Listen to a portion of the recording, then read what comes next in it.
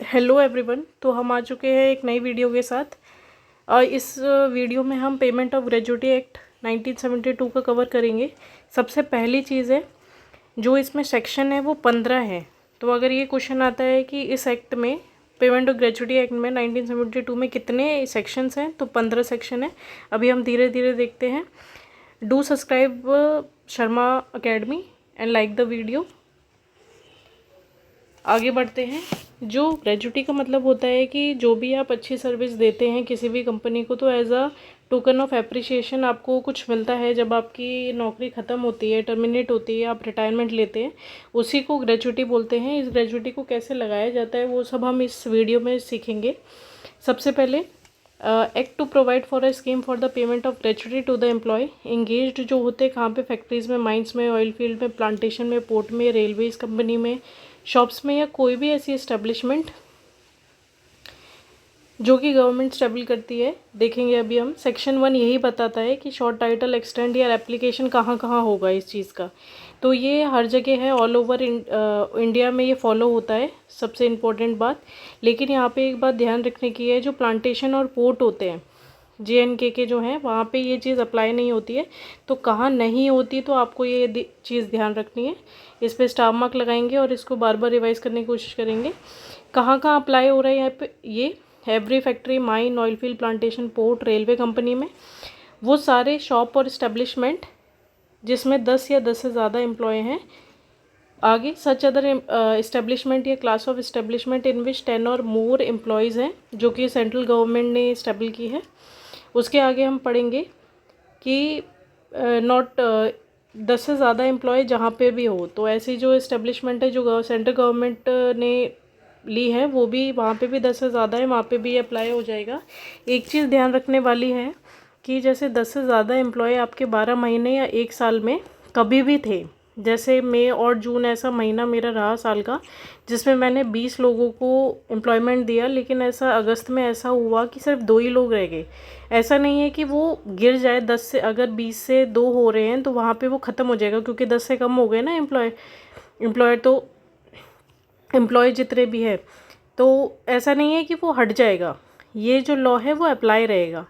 तो ये एक देखने वाली बात थी। Any time after it has become so applicable fall below 10, अगर वो 10 से नीचे भी जा रहा है लेकिन आपने 10 से ज़्यादा एम्प्लॉय किए कभी भी साल में, तो ये आप पे एक्ट रहेगा ही रहेगा। सेक्शन 2 जो बताता है वो है डेफिनेशंस, तो ये हम समझेंगे। सबसे पहले अप्रोप्रिएट गवर्नमेंट, आप अगर आगे देखेंगे, जैसे हमने अभी जो इससे पहले वीडियो की थी वो मैटरनिटी बेनिफिट पे की थी, उसमें भी यही सेम चीज़ है। आप एक लॉ कर लीजिए, वही हर चीज़ जगह अप्लाई हो रहा है। तो अप्रोप्रिएट गवर्नमेंट जो होती है, उसका मतलब होता है जो भी किसी इस्टेब्लिशमेंट से रिलेटेड है, सेंट्रल गवर्नमेंट के अंदर आती है, या ऐसी कोई भी ब्रांच जो एक से ज़्यादा स्टेट में फैली हुई है। अब फैक्ट्री बिलोंगिंग टू या under the control of central government है, माइन है, पोर्ट है, माइंस है, ऑयल फील्ड है, रेलवे कंपनी है, जो कि और सेंट्रल गवर्नमेंट के अंदर आ रहे हैं, और वो सारे केसेस जो कि स्टेट गवर्नमेंट में आ जाते हैं। कंप्लीटेड ईयर ऑफ सर्विस, मतलब कितने, कंप्लीटेड ईयर ऑफ सर्विस का क्या मतलब हुआ कि आपने कंटिन्यूस सर्विस दी है, कितने साल की, 1 साल की। तो ये ध्यान रखने वाली चीज़ है कि कंप्लीटेड ईयर ऑफ सर्विस हम कहेंगे 5 साल को नहीं कहेंगे, बल्कि 1 साल आपने कंटिन्यूस अगर सर्विस दे दी है तो कंप्लीटेड ईयर ऑफ सर्विस हो जाएगा, क्योंकि ईयर की बात हो रही है ना। कंटिन्यूस सर्विस का मतलब है कि जो सेक्शन 2A में दिया है, अगर उसको फॉलो करते हैं तो वो कंटिन्यूस सर्विस में आएगा। अभी आगे पढ़ेंगे हम। कंट्रोलिंग अथॉरिटी कौन सी होती है, जो कि अप्रोप्रिएट गवर्नमेंट, जो भी सेंट्रल गवर्नमेंट है या स्टेट गवर्नमेंट है, या जो भी अप्रोप्रिएट अथॉरिटी है, वो अगर किसी को भी अथॉरिटी देती है, वही कंट्रोलिंग अथॉरिटी हो जाती है। एम्प्लॉय का मतलब होता है ऐसा कोई भी पर्सन जो वेज पे काम करता है किसी भी इस्टेब्लिशमेंट में, फैक्ट्री में, माइन में, ऑयल फील्ड में, प्लांटेशन में, पोर्ट में, रेलवे कंपनी में, या शॉप में, या ऐसा कोई भी स्किल्ड, सेमी स्किल्ड या अनस्किल्ड काम कर रहा है, मैनुअल कर रहा है, सुपरवाइजरी कर रहा है, टेक्निकल कर रहा है, क्लर्किकल वर्क कर रहा है, तो ये सब के सब एम्प्लॉय के अंदर ही आएंगे, क्योंकि ये वेज पे काम कर रहे हैं। लेकिन ये does not include any person who hold a post under the central government और द स्टेट गवर्नमेंट, लेकिन ऐसा कोई भी पर्सन जो सीधा सेंट्रल गवर्नमेंट के नीचे आ रहा है वो इसके अंदर नहीं आता, या फिर ऐसा कोई भी एक्ट जो कोई और रूल अपना रहा है तो उसके अंदर नहीं आता, बल्कि सारे जो एम्प्लॉय है जो वेज ले रहे हैं वो सब आएंगे, भले ही वो स्किल्ड हो, सेमी स्किल्ड हो, अनस्किल्ड हो, मैनुअल हो, सुपरवाइजरी हो, टेक्निकल हो, क्लर्किकल वर्क हो। आगे हम देखेंगे एम्प्लॉयर क्या होता है। किसी भी इस्टेब्लिशमेंट में, फैक्ट्री में, माइन में, ऑयल फील्ड में, प्लांटेशन में, पोर्ट में, रेलवे कंपनी में या शॉप में, वो सारे एम्प्लॉयर होंगे जो कि सेंट्रल गवर्नमेंट हायर कर रही है, बिलोंगिंग टू और under the control of the central government और the state government, a person और the authority appointed by the appropriate government. जो भी सेंट्रल गवर्नमेंट या स्टेट गवर्नमेंट है वो जिसको भी एज अ अथॉरिटी नियुक्त कर देती है कि आप फॉर द सुपरविजन और कंट्रोल ऑफ द एम्प्लॉयज़, जो कंट्रोल कर रही है, सुपरविजन कर रही है एम्प्लॉयज़ का, वो एम्प्लॉयर के अंदर आ जाएगा। और अगर ऐसी कोई भी अथॉरिटी अपॉइंट नहीं की है तो जो भी हेड होता है मिनिस्ट्री और जो डिपार्टमेंट का, वो अथॉरिटी हो जाता है। अगर ऐसा कोई भी होता है जो लोकल अथॉरिटी है, तो लोकल अथॉरिटी जिसे अपॉइंट कर देती है सुपरविजन के लिए और कंट्रोल के लिए, तो वो एम्प्लॉयर हो जाता है। और अगर ऐसा नहीं है, कोई पर्सन अपॉइंट नहीं किया गया है, तो CEO जो होता है, चीफ एग्जीक्यूटिव ऑफिसर जो होता है लोकल अथॉरिटी का, वही हेड हो जाता है, एम्प्लॉयर हो जाता है। अगर हम अदर केसेस देखें तो अल्टीमेट कंट्रोल जो रहे, जिसके पास अल्टीमेट कंट्रोल रहेगा किसी भी इस्टेब्लिशमेंट का, फैक्ट्री का, माइन का, प्लांटेशन का, जिसको हम मैनेजर भी कह सकते हैं, MD भी कह सकते हैं, या अदर नाम जो भी कंपनी ने दे रखा हो, तो उसी को एम्प्लॉयर कह देते हैं। तो 3 कंडीशन हमने पढ़ी जिनको एम्प्लॉयर कहा जा सकता है। नेक्स्ट है फैक्ट्री, किसको कहेंगे? जो फैक्ट्री एक्ट 1948 को फॉलो करेगा, सेक्शन 2 को। फैमिली में हम देखेंगे, अगर जैसे मेल एम्प्लॉय है तो फैमिली में वो मेल एम्प्लॉय खुद आएगा, उसकी वाइफ आएगी, उसके चिल्ड्रंस आएंगे, बच्चे आएंगे। ये एक कंडीशन हुई। भले ही वो मैरिड है या अनमैरिड है, अगर वो अनमैरिड है तो उसके डिपेंडेंट जो पेरेंट्स हैं वो भी उसके अंदर आ जाएंगे। अगर वाइफ है तो वाइफ के भी जो डिपेंडेंट पेरेंट्स हैं वो भी उसके अंदर आएंगे। ऐसी सेम कंडीशन फीमेल के लिए फॉलो हो जाती है। आगे बढ़ेंगे तो ऐसा हो कि अगर किसी पर्सन ने किसी बच्चे को अडॉप्ट कर रखा है तो वो भी फैमिली के अंदर ही इंक्लूड हो जाएगा। आगे बढ़ेंगे, major port, Indian port act 1908 में, माइन का, माइंस एक्ट 1952 का जो रूल फॉलो करता हो। नोटिफिकेशन मतलब जो भी गवर्नमेंट ऑफिशियल गैजेट में निकालती है वो सब नोटिफिकेशन होते हैं। Oil field regulation and development act 1948 जो फॉलो करेगा। प्लांटेशन देखेंगे तो plantation section 2, plantation labour act 1951 जो फॉलो करेगा। पोर्ट के अंदर इंडियन पोर्ट एक्ट 1908। प्रिस्क्राइब्ड का मतलब होता है वो सारे रूल जो इस एक्ट के द्वारा इस एक्ट में बनाए गए हैं। रेलवे कंपनी का मतलब होता है इंडियन रेलवे एक्ट के जो अंदर आते हैं। रिटायरमेंट का मतलब होता है कि टर्मिनेशन हो जाना सर्विस का, अदरवाइज देन ऑन द सुपरिटेंडेंटेशन। मतलब ये होता है कि ऐसा होता है, सुपरिटेंडेंटेशन का मतलब होता है कि आपने पूरी सर्विस की है। जैसे आपकी सर्विस लगी 30 साल की सर्विस है आपकी, आप पूरी सर्विस करके निकल रहे हैं, तो उसको कहते हैं सुपरिटेंडेंटेशन। और रिटायरमेंट का मतलब होता है, रिटायरमेंट आप खुद भी ले सकते हैं, कुछ टाइम आप करें, 20 साल की या 10 साल की या 15 साल की सर्विस करके भी आप ले सकते हैं। तो इन दोनों में डिफरेंस आपको पता होना चाहिए। वेजेस का क्या मतलब होता है? वेजेस का मतलब होता है वो सारे चीज़ें जो कि आपको कैश में दी जा रही है, और जो आपका डियरेंस अलाउंस होता है, तो आपको जो भी इन हैंड मिलता है या पेड होता है, प्लस उसमें जितना भी DA जोड़ा जाता है उस सबको वेज कहते हैं। पर आप एक बात का ध्यान रखेंगे, वेज के अंदर ना बोनस आता है, ना कमीशन आता है, हाउस रेंट नहीं आता, हाउस रेंट अलाउंस नहीं आता है, ओवर टाइम वेजेस नहीं आती है, और कोई भी तरीके का अलाउंस अगर कंपनी आपको दे रही है तो वो भी वेजेस के अंदर नहीं आती है। तो जो नहीं आता वो आपको ध्यान रखना है, क्योंकि UPSC सीधा इधर से ही सवाल पूछता है। अगर हम देखेंगे सेक्शन 2A, कंटिन्यूस सर्विस किसको कहेंगे? अभी हमने देखा continuous service under section 2A, तो क्या क्या आता है कंटिन्यूस सर्विस के अंदर? कंटिन्यूस सर्विस का मतलब होता है कि कोई भी ऐसा पीरियड जिसमें आपने अनइंटरप्टेड सर्विस कर दी हो। अनइंटरप्टेड सर्विस का मतलब होता है कि आपने बिना किसी इंटरप्शन के आपने पूरी सर्विस की है। अगर इसके अंदर आपकी सर्विस ऐसे इंटरप्ट हो रही है, जैसे कि आप बीमार हो गए, सिक हो गए, एक्सीडेंट हो गया, आपका लीव ले रहे हो आप, तो ये सब इंटरप्शन के अंदर नहीं आता। ये सिर्फ एक ब्रेक होगा सर्विस में, जो कि पास होगा in accordance with the standing rule, order, rule, regulation के गवर्न करता है। और अगर ऐसा भी होता है कि एम्प्लॉय किसी ले ऑफ, स्ट्राइक या लॉकआउट में चला गया है, या वर्क किसी वजह से बंद है जिसमें उसकी गलती नहीं है, तो वो भी अनइंटरप्टेड सर्विस के अंदर आएगा। वो when an employee not being an employed in a seasonal establishment, ठीक है। तो ये एक कंडीशन है, तो ये आपको ध्यान रखना है, बहुत ज़्यादा इंपॉर्टेंट है ये चीज़ कि कैसी सर्विस इंटरप्टेड सर्विस होती है और अनइंटरप्टेड सर्विस में क्या क्या आ जाएगा। अब हम ये देखेंगे कि कितने कितने दिन की आपको सर्विस अगर कर लें आप, तो आपको माना जाएगा कि अनइंटरप्टेड है सर्विस आपकी। अगर जैसे 1 साल का हम लेंगे, 1 साल और 6 महीने के हिसाब से अगर हम देखें, तो अगर आपका एम्प्लॉयमेंट ऐसा कहीं है जो ground below the ground in the mine है, या फिर ऐसी इस्टेब्लिशमेंट है जहाँ पे 6 दिन से कम काम करना होता है, तो अगर वहाँ आपने 190 दिन की सर्विस दे दी है तो आपकी सर्विस फुलफिल मानी जाएगी। अगर कोई अदर केस है, जैसे एम्प्लॉयमेंट आप ऊपर हो रहा है या फिर 6 हफ्ते से ज़्यादा सर्विस आपकी है, तो 240 दिन अगर आपने किया हो तो आप कंडीशन को सेटिस्फाई कर देते हैं। अगर 6 महीने की बात करें तो 90 दिन इन the case of below the ground, और 120 दिन इन एनी अदर केसेस। तो ये दोनों चीज़ें आपको याद रखनी है, 120। आगे बढ़ेंगे, अगर ये वाली चीज़ देखने वाली है, अगर आप किसी सीजनल इस्टेब्लिशमेंट में, जैसे कि सीजनल जो चीज़ें चलती है, जैसे सर्दियाँ आई तो सर्दी में रजाइयाँ वगैरह जो बनने लगती हैं तो वो चलने लग जाते हैं, या फिर सीज़न के हिसाब से जो चलेगी ना चीज़ें, उसमें अगर आपने 75% से ज़्यादा actually work for not less then 75% of the number of days, जैसे सीज़न हुआ 150 डेज़ का, तो आपने कम से कम 75% से ज़्यादा अगर दिन सर्विस दे दी है तो आपकी सर्विस फुलफिल मानी जाएगी। तो हमने 3 कंडीशन पढ़ी, 1 साल का पढ़ लिया हमने, 6 महीने का पढ़ लिया और रीजनल का पढ़ लिया, और कब ये सर्विस अनइंटरप्टेड मानी जाएगी ये भी हमने देखा। आगे हम बढ़ेंगे, सेक्शन 3 पे आते हैं, what is the controlling authority.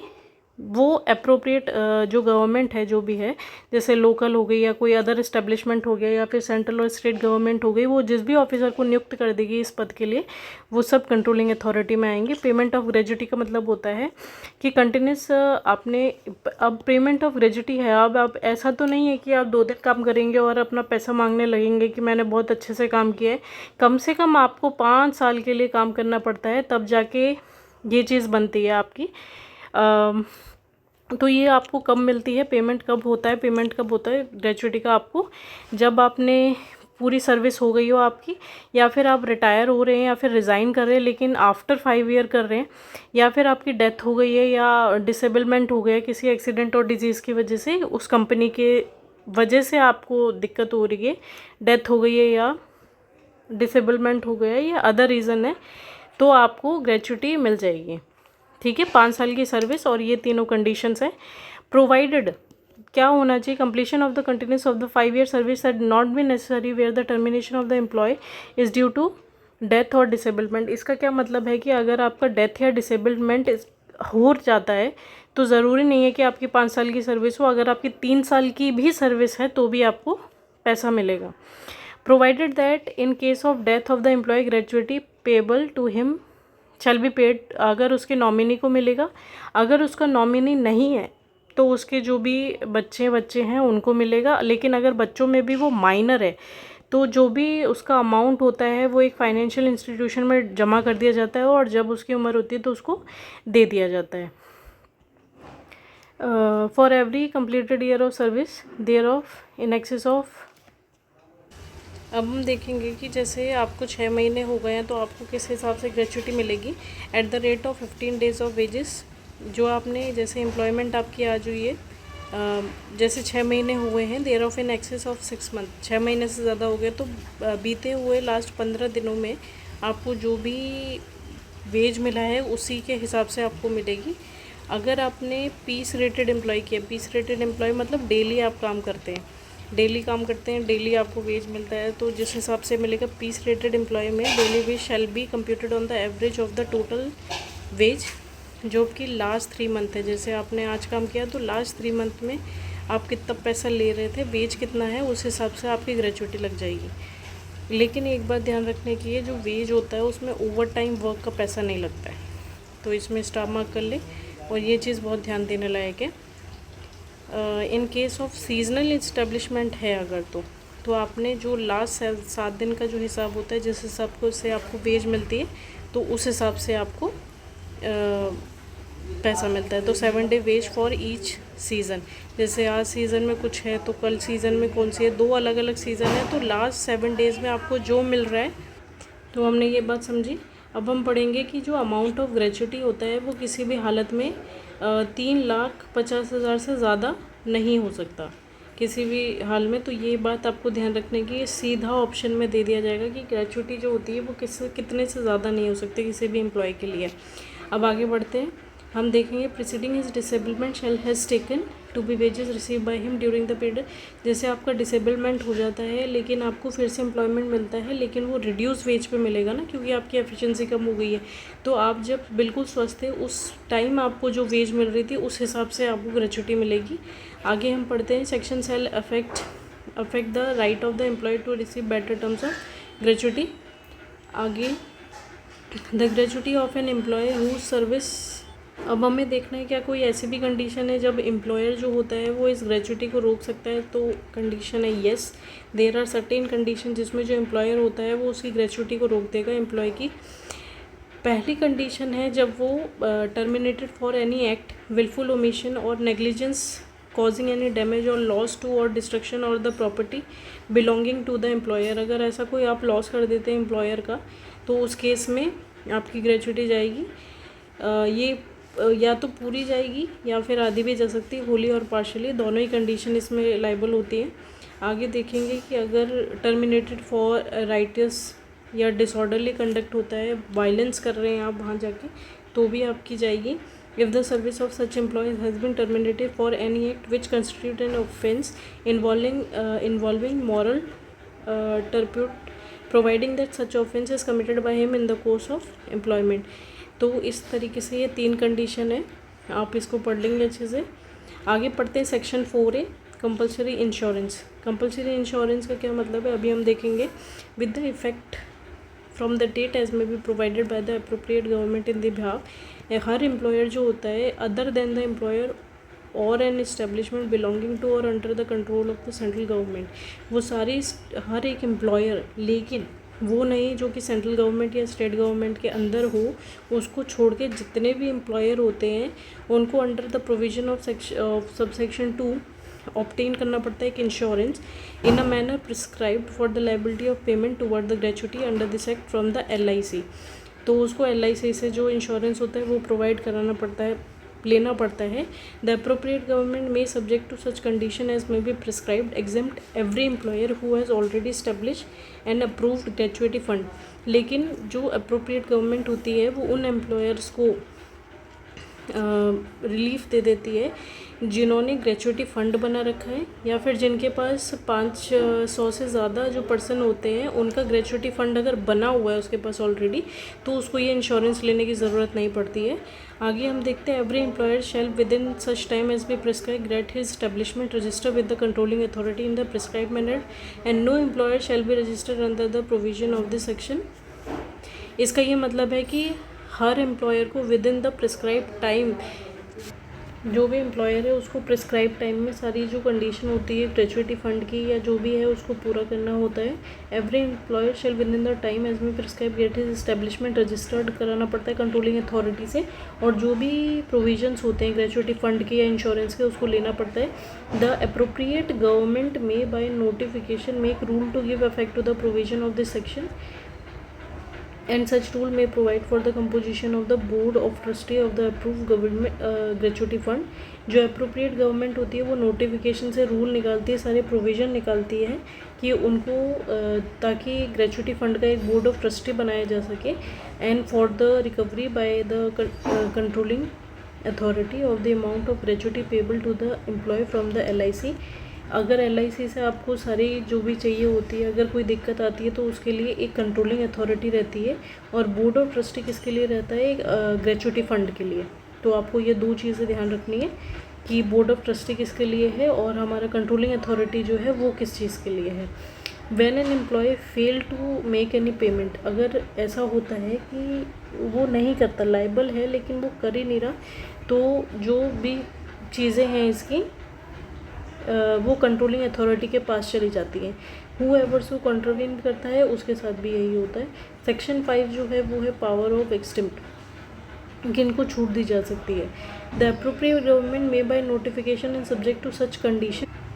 जो गवर्नमेंट है वो बाय नोटिफिकेशन किसी भी इस्टेब्लिशमेंट को, फैक्ट्री को, माइंस को या जो भी इसके अंदर आते हैं उसको एग्जेम्प्ट कर सकते हैं। अगर उसको दिखता है कि ज़्यादा फ़ायदे दूसरे एक्ट में तो वो इस चीज़ को एक्ट पेंशन में या अदर चीज़ में है तो वो एग्जम्प्ट कर देती है। आगे हम देखते हैं नॉमिनेशन कि कैसे हम नॉमिनी बनाएंगे। एवरी एम्प्लॉयर जो होता है जो 1 साल की सर्विस कर लेता है, ये ध्यान देने वाली बात है, अगर वो 1 साल की सर्विस अनइंटरप्टेड पूरी कर लेता है तो जो एम्प्लॉय होगा वो क्या करेगा, नॉमिनेट करेगा किसी को, कि अगर उसको कुछ हो जाता है तो वो नॉमिनेशन भी ज़रूरी है।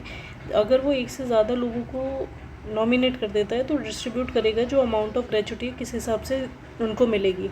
जो employ has a family at the time of making a nomination, तो क्या करेगा, 1 से ज़्यादा मेंबर्स के लिए उसको नॉमिनी बना देगा।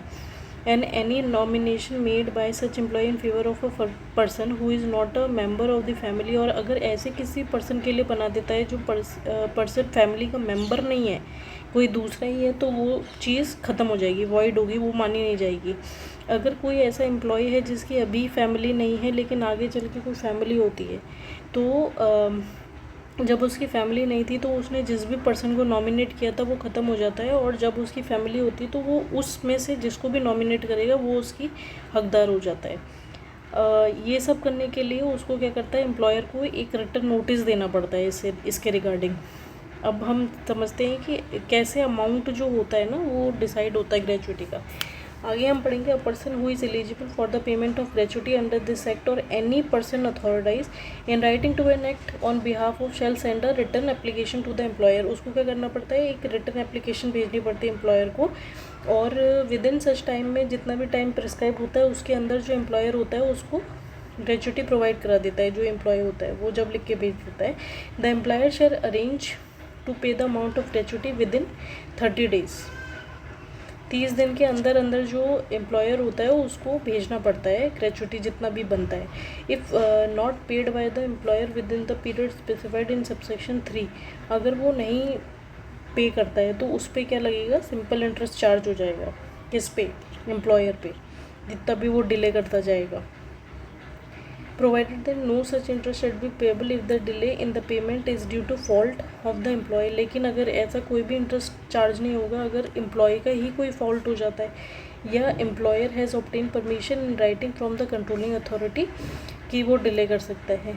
तो 30 दिन के अंदर जो एम्प्लॉयर होता है उसको देना पड़ता है, लेकिन कुछ कंडीशन है, जैसे कि एम्प्लॉयर की गलती हो या फिर कंट्रोलिंग अथॉरिटी से वो रिटर्न में ये ले लेता है नोटिस कि वो डिले कर सकता है तो वो डिले कर देता है। अगर कोई ऐसी डिस्प्यूट हो रहा है दोनों में कि एम्प्लॉयर जितना हिसाब बोल रहा है और एम्प्लॉय जितना बोल रहा है उसमें कोई डिस्प्यूट आ रहा है या वो नहीं दे रहा है, तो इस कंडीशन में क्या क्या कर सकते हैं। इस कंडीशन में जो एम्प्लॉयर होता है वो जितना भी हिसाब होता है वो कंट्रोलिंग अथॉरिटी को जमा कर देता है कि इतना हिसाब बन रहा है।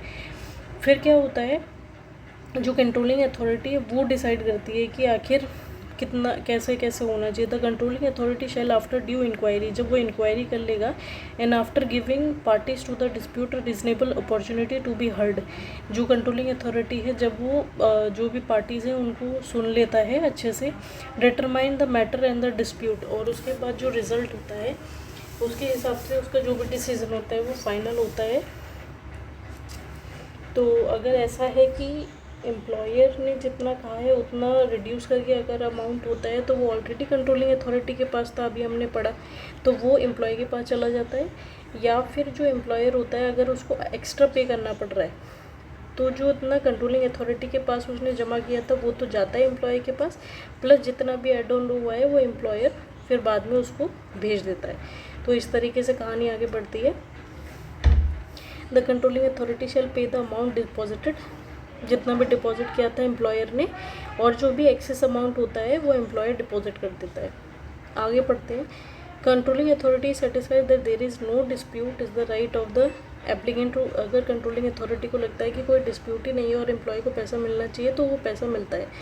जो कंट्रोलिंग अथॉरिटी होती है वो अंडर CRPC जो होता है 1908 का, उसके अंडर काम करता है। उसके अंडर क्या क्या काम आते हैं इसके, enforcing the attendance of any person और एग्जामिनिंग हिम और ऑन ओथ।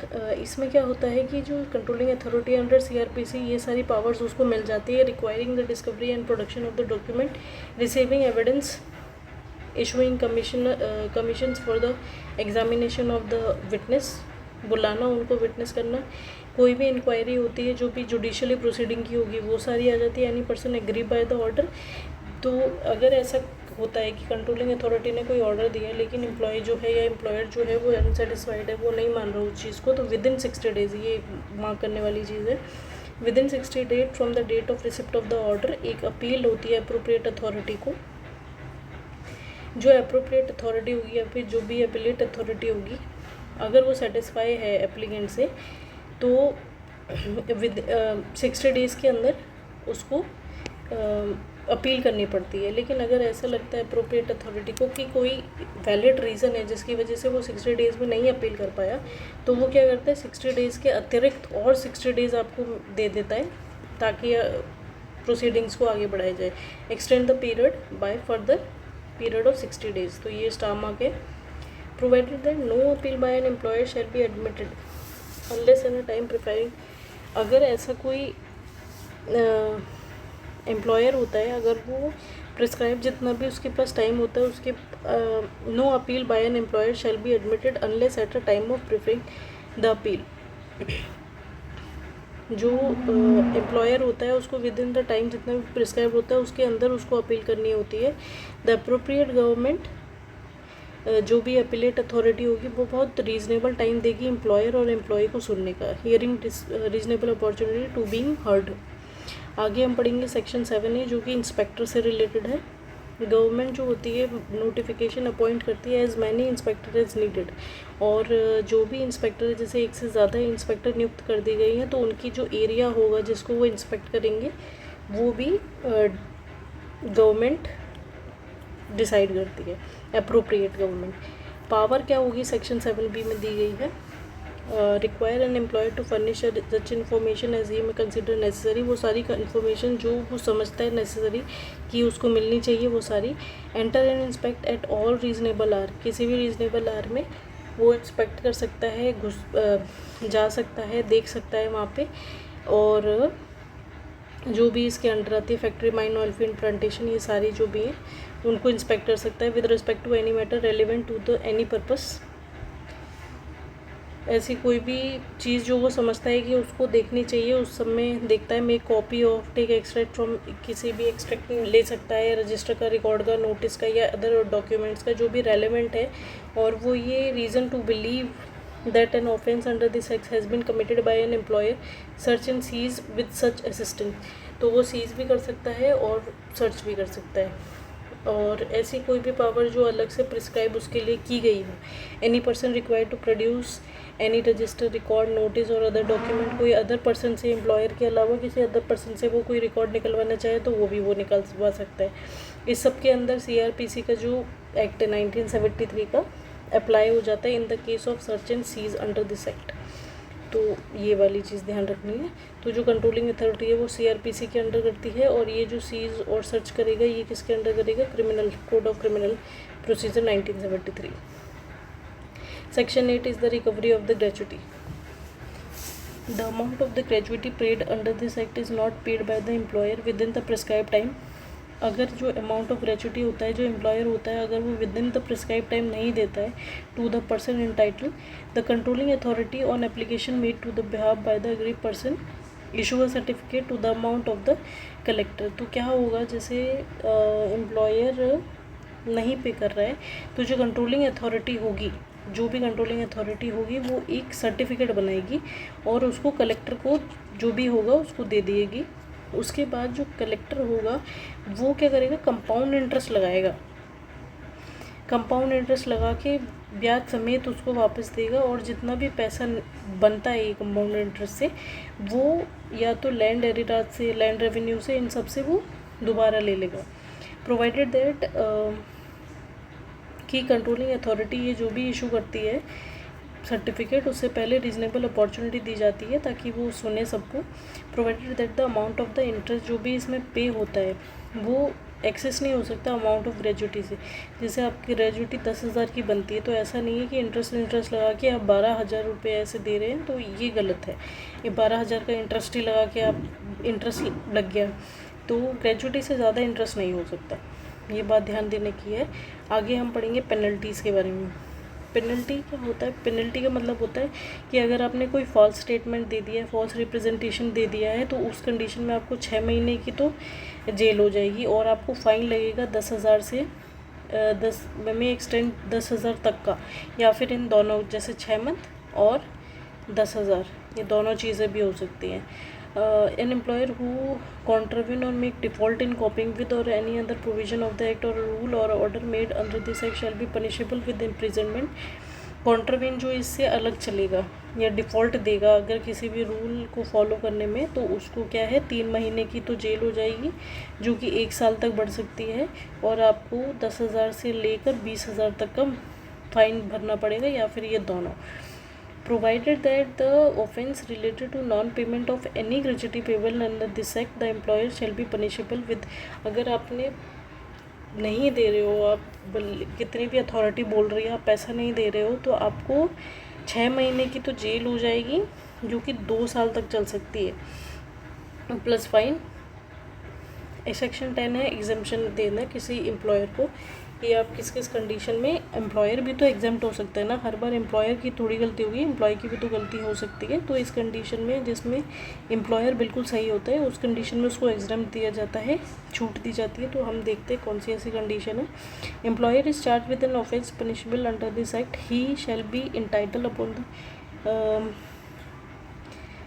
उसको क्या किया जाता है, on giving to the complain not less than 3 days notice in writing of his intention to do सो।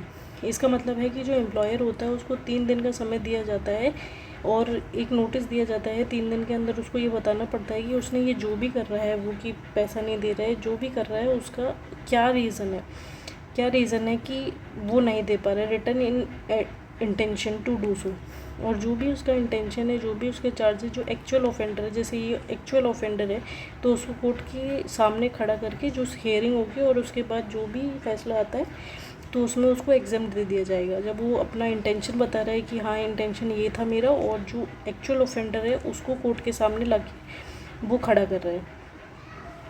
अब क्या होता है, और ऐसा क्रॉस एग्जामिनेशन होगा, जितना भी वो बता रहा है तो वो वैलिड हो जाएगा।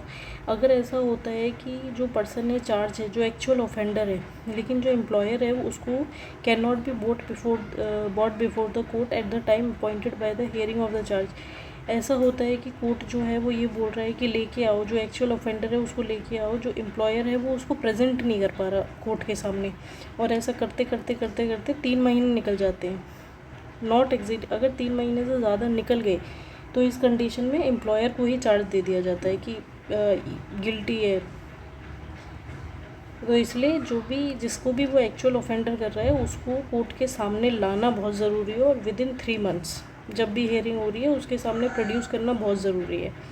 अब हम बात करते हैं कंसियंस ऑफ ऑफेंस, नॉलेज होना ऑफेंस की।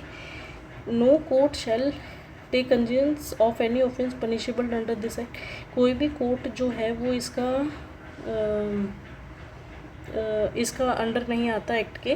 Provided that when the amount of gratuity has not been paid or recovered within 6 months from the expiry of the prescribed in the appropriate government shall authorise the controlling authority to make the complaint against the employer, whereas the controlling authority shall within 15 days from the date of such authority make such complaint to the magistrate. इसका क्या मतलब है कि जो जैसे appropriate authority है और ये हमारा कंट्रोलिंग अथॉरिटी है, ये क्या करेगी 7 दिन के अंदर ऐसे बोलेगी कंट्रोलिंग अथॉरिटी को कि विद इन 15 days वो कोर्ट में जाए और इस चीज़ को अपील करे।